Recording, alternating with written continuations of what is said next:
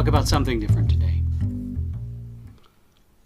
I don't want to talk about our relationship, Muse. I guess not directly. Or anything that I'm working on right now.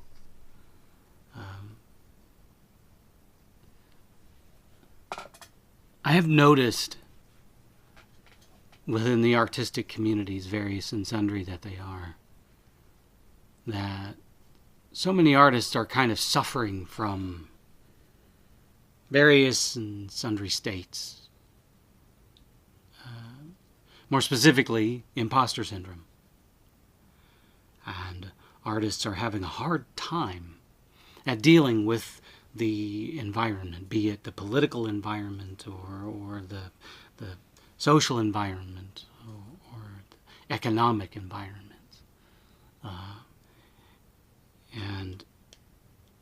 But it's that imposter syndrome that's getting to most of us. And I wanted to address that in such a way that I don't believe many are at this moment. Now, I understand that imposter syndrome is a real thing. It came about, I think, around 1978, and it is a legitimate condition.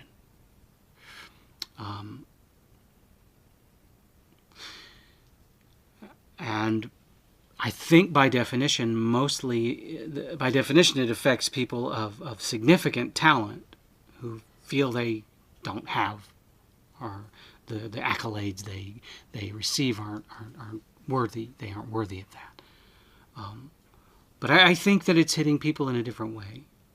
And I think that it's not just anymore. It's not just those with significant talent. It's people of all levels of talent are getting inundated by this idea that they are not and cannot succeed in whatever artistic endeavor they have undertaken. And I think, personally, this is just my opinion, Muse, and I am not, I did not study psychology, so take this with a grain of sugar. I think that it all stems from expectation.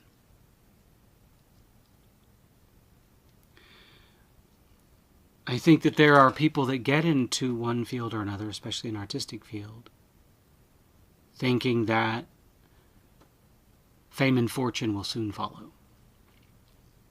And that's just not the case. For the vast majority of people that get into any artistic endeavor. And I think that if most artists would reevaluate the reason why they got into their craft in the first place, we might avoid some of this. And I've been thinking about this a lot lately. Why do I do this? Why am I an artist? Now, for me, it goes back, way back to childhood.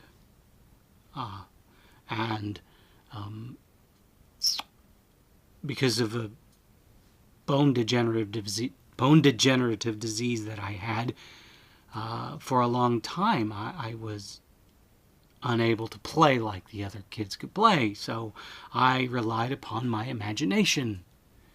And when a child, I think, is unfettered from the constraints of normal society and is allowed to let their imagination flourish, great things can happen.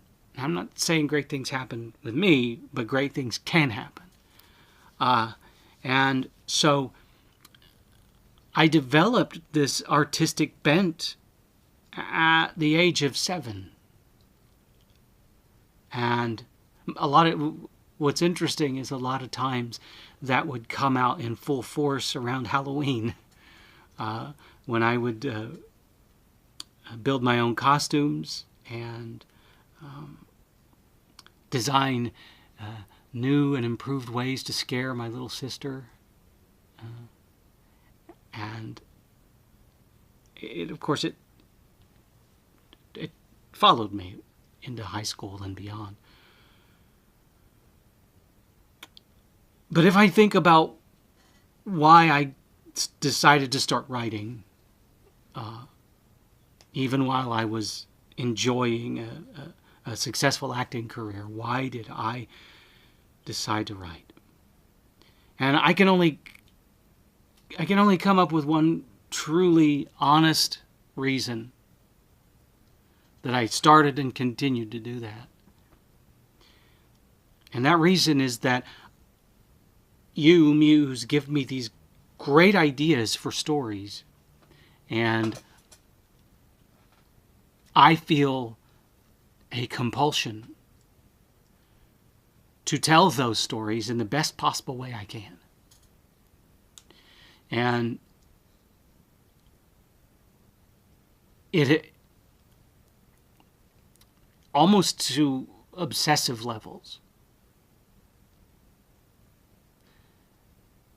And so for me, it has not been about rankings or sales or popularity or anything like that. It's just been about me having this overwhelming desire to tell the stories that you give me in as near perfect a way as I can.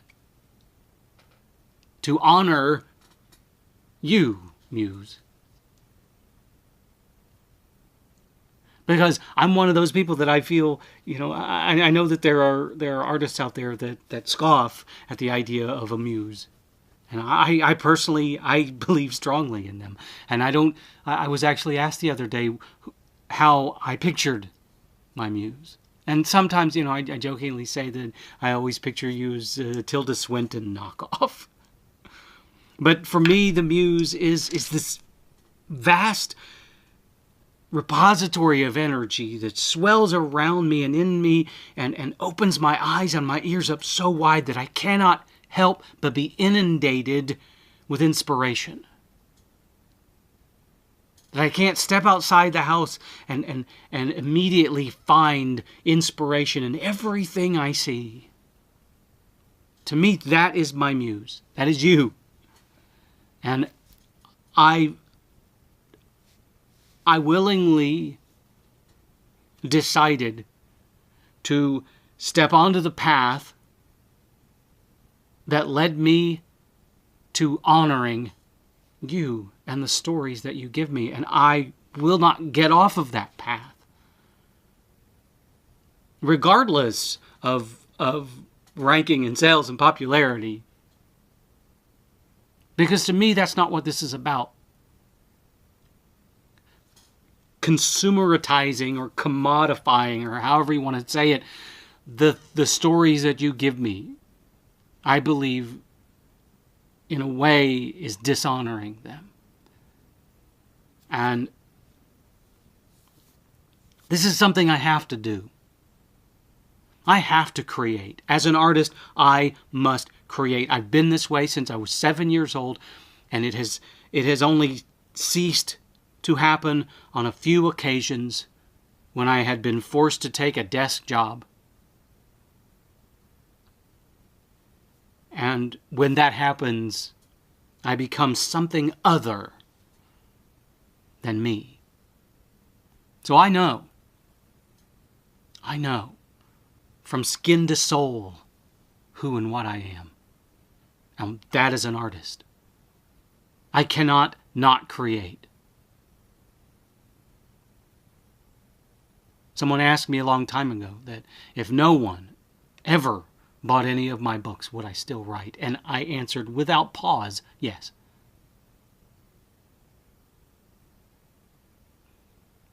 Because I am inspired by you, my muse, on a daily basis to write stories, to tell stories. And I honor that. I don't know, maybe I'm the crazy one. Maybe I'm the one that's got it all wrong. And maybe the truth is the only reason to get into any artistic endeavor is to make bank. But I don't think that. That's just me. It's just me. Anyway, Muse. We got a lot of work to do, so I'm going to go do some of it. Why don't you go have a coffee with some of your other Muse friends? I hope they're jealous of your glorious Tilda Swinton-esque looks.